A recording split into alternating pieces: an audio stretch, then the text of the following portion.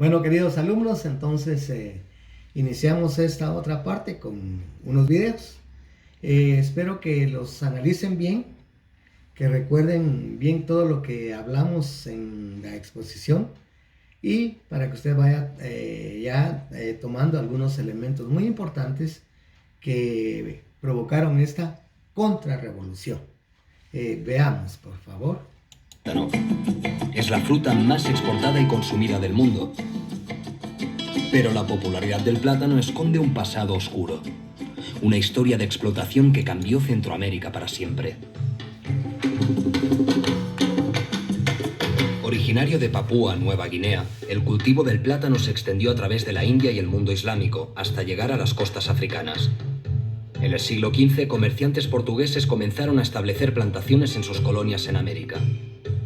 Los plátanos se popularizaron como base de la alimentación para los esclavos, por su alto nivel calórico y sobre todo por el escaso coste de producción. Pero la exportación no era rentable, porque la fruta no aguantaba el largo viaje hasta las metrópolis.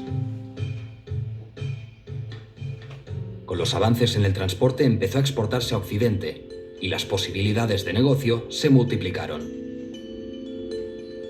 A finales del siglo XIX, las compañías estadounidenses Tropical Trading and Transport Company y Boston Fruit Company, provistas de barcos refrigerados, competían por el control del comercio de plátanos. En 1899 las dos empresas se fusionaron y nació la United Fruit Company, que se dedicó a mejorar la infraestructura de Centroamérica para la producción de plátanos. Establecieron radios, trenes y plantaciones en Guatemala, Honduras, Costa Rica, Nicaragua, Panamá y el departamento colombiano de la Magdalena. Llegaron a controlar 1,5 millones de hectáreas de terreno.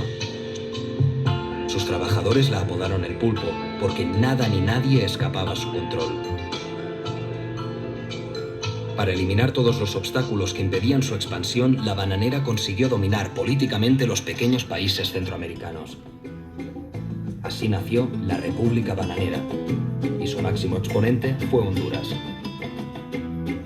El sistema de las repúblicas bananeras funcionaba así. La United Fruit Company colocaba a dirigentes en el poder. Ellos les daban concesiones de terreno y los contrataban para construir redes ferroviarias estatales, que en verdad eran utilizadas para transportar plátanos. El gobierno rebajaba los impuestos sobre las exportaciones y silenciaba las protestas de los trabajadores.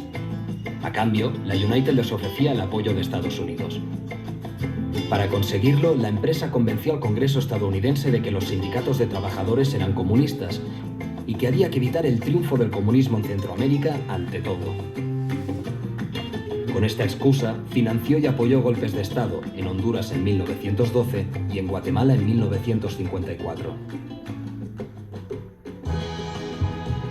Mientras tanto, en Estados Unidos se popularizó el consumo de plátanos gracias a las masivas campañas de marketing.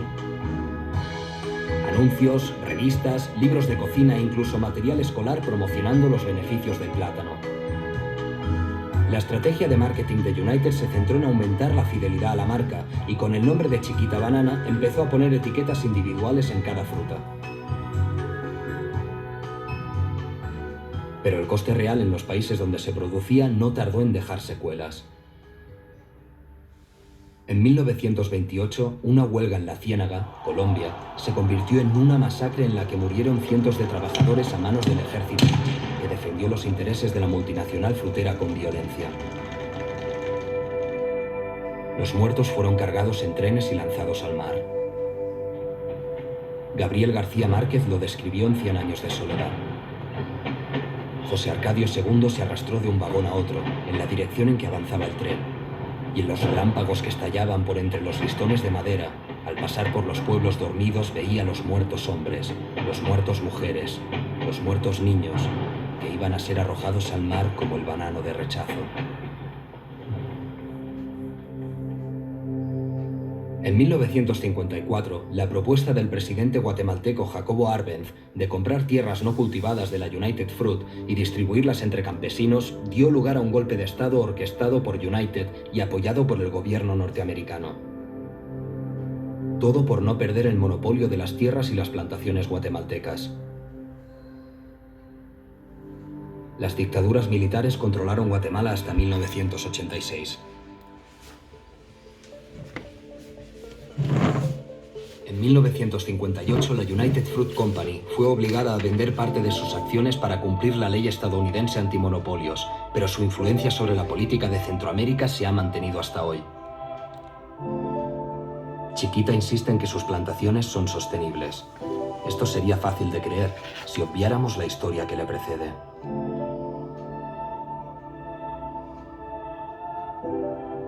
La compañía Frutera Incorporation se reservó lo más jugoso.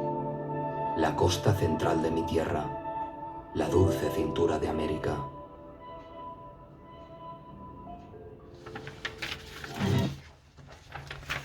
Bueno, jóvenes, entonces aquí pues podemos resumir el poder que esta compañía bananera estadounidense tenía en toda Centroamérica. No solo se adueñó del producto, sino también de muchas tierras y muchas tierras que no trabajaban. Entonces uno de los aspectos de Jacobo Arbenz pues fue tomar todas esas tierras ociosas y dárselas a los campesinos. No se las quitó, él se las compró. Él les decía, mire, ¿cuánto vale esta finca? Y resultaba que ellos las habían declarado por un costo mínimo y eso sí es parte de la investigación. Una finca con un valor de 50 quetzales. Es cierto que en aquel tiempo pues 50 quetzales era dinero, pero no para comprar una finca. Entonces todo esto pues no le agradó a Estados Unidos, al gobierno de Estados Unidos y a estas compañías que tenían el monopolio en toda Centroamérica de esta fruta. Bueno, entonces ahora vamos a ver otro video. Por favor, lo observen y luego les explico la tarea.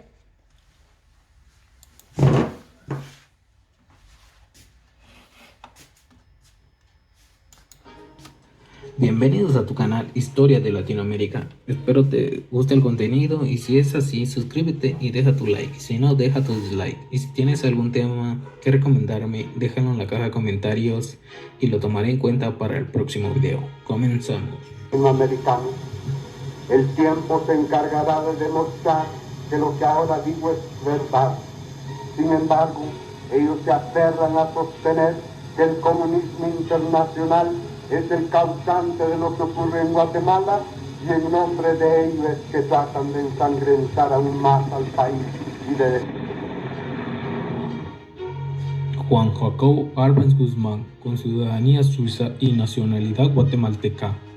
Oriundo de Quetzaltenango, nació el 14 de septiembre del año 1913. Su padre, Hans Jacob Arbenz Gröling, de origen suizo, y su madre, Octavia Guzmán Caballeros, de origen guatemalteca.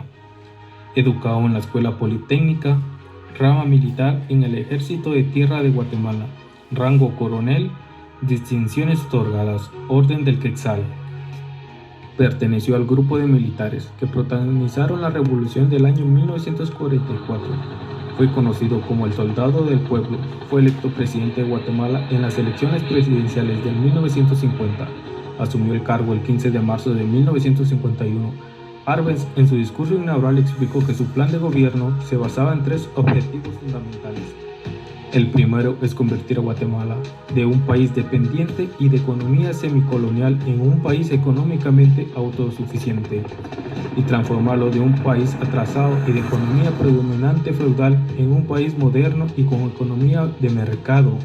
El 27 de junio de 1954 fue derrocado por el golpe de Estado dirigido por el gobierno de Estados Unidos con el patrocinio de la United Fruit Company, ejecutado por la CIA mediante la Operación Puxes, que sustituyó por una junta militar que finalmente entregó el poder al coronel Carlos Castillo Arma. Fue acusado de ser comunista y de atacar los intereses de los monopolios fruteros norteamericanos y oligopolios agrícolas nacionales, principalmente por la reforma agraria. Cuando Arbenz inició su gobierno, los guatemaltecos parecían condenados a no prosperar. En 1950, el 76% de los habitantes poseían menos del 10% de las tierras, mientras que el 22% controlaban el 70%. La United Fruit Company, o UFCO, por sus siglas en inglés, era dueña de más del 50% de las tierras cultivables del país, de las que únicamente cultivaban el 2.6% y los campesinos tenían sueldos miserables. Por otra parte, desde el gobierno de Manuel Estrada Cabrera existían monopolios norteamericanos de empresas subsidiarias de la UFCO. Estas empresas no pagaban ningún tipo de impuestos por el uso de los recursos nacionales, que gracias a las generosas concesiones otorgadas por Estrada Cabrera y ratificadas por el gobierno de José María Orellana y Jorge Ubico, incluso Ubico había promulgado leyes que permitían a los terratenientes castigar severamente e incluso ejecutar a sus colonos. De acuerdo con su plan de gobierno, Arbenz tomó las siguientes medidas. Presentó al Congreso la iniciativa de la Ley de la Reforma Agraria, misma que fue promulgada por el Congreso de la República mediante el Decreto 900 para expropiar los terrenos a socios de la UFCO. Inició la construcción de la carretera que conduce de la ciudad de Guatemala al Atlántico, la cual lleva su nombre desde el 2012 por decreto del presidente Álvaro Colón. Comenzó la construcción del puerto Santo Tomás de Castilla, en donde se encontraba el puerto Matías de Gálvez, para competir con Puerto Barrios, puerto controlado por la UFCO. Principió los estudios para la planta de generación Juruán Marinala para competir con la empresa eléctrica Electric Bond and Share Company, propiedad de UFCO. Las reformas de su gobierno. La reforma que su gobierno llevó a cabo, fundamentalmente la exitosa reforma agraria, acrecentaron la polarización ideológica y la lucha política interna en un marco internacional cada vez más cargado por las tensiones del enfrentamiento este-oeste, o sea, la Guerra Fría. Por otra parte, el sistema judicial ya tenía problemas para ajustarse a la rapidez del cambio iniciado por las reformas de Arévalo, lo cual se hizo más evidente y grave a raíz de los conflictos generados por la reforma agraria impulsada por Arbenz, ya que esta afectaba intereses económicos, sociales y políticos de gran envergadura. En 2003, el Departamento de Estado de los Estados Unidos de América desclasificó una gran cantidad de documentos relacionados con el gobierno arbencista. En uno de los documentos se presenta el reporte que la Agencia de Inteligencia Nacional estadounidense, los comunistas ya tenían una fuerte influencia en Guatemala, mucho mayor a lo que se podría esperarse. Por su pequeño número de afiliados, esta situación política en Guatemala afecta a los intereses norteamericanos en el país y constituye a una potencial amenaza al territorio de los Estados Unidos. Hizo del gobierno guatemalteco en marzo de 1952. He aquí la conclusión principales de dicho documento. Los comunistas habían sido exitosos políticamente porque se habían identificado con los principios de la Revolución de 1944. De esta forma había podido infiltrarse en los partidos políticos y tomar el control de los sindicatos de los que el gobierno dependía cada vez más. Alianzas políticas entre el gobierno y sus asesores comunistas eran muy fuertes y los agentes estadounidenses no parecían que hubiera oposición efectiva. Los agentes estadounidenses consideraron en 1952 que los sucesos de los próximos años iban a depender directamente de cómo se resolviera el conflicto entre Guatemala y la United Fruit Company, consecuencia natural de la revolución de 1944, y que los comunistas habían exagerado para sus propios fines. Si la UFCO hubiera cedido a las demandas del gobierno arbencista, este se hubiera visto reforzado enormemente e incluso se habría podido llegar a una situación en que el gobierno y los sindicatos, bajo influencia comunista y apoyados por sentimiento nacionalista, empezaran a presionar a otras compañías estadounidenses, principalmente al ferry. El ejército era leal al presidente guatemalteco, aunque estaba cada vez más molesto por la influencia comunista. Si los comunistas hubieran querido tomar el poder del país, el ejército lo hubiera impedido. En el golpe de Estado del 1954, el ejército creado por la CIA y la United Fruit Company para derrocar el gobierno de Arbenz bajo el cargo del guatemalteco Carlos Castillo Armas, con sede en Honduras, donde ingresaron a Guatemala por estipulas. El ejército le era fiel a Arbenz y defendieron durante las 2 semanas, impidiendo el paso del ejército de Carlos Castillo Armas, hasta que los Estados Unidos enviaron aviones para bombardear la capital guatemalteca. El presidente Arbenz compró 12 armas antiaéreas calibre 20 milímetros de fabricación suiza al aviador Alberto Fauntleroy Julián, conocido como Black Eagle de Harlem. El presidente renunció a su cargo no por cobarde, sino para no provocar más bajas a los guatemaltecos. Arbenz murió el 27 de enero de 1971 a los 57 años de edad en México. Su cuerpo fue exhumado y traído al Cementerio General de Guatemala, donde descansa en paz.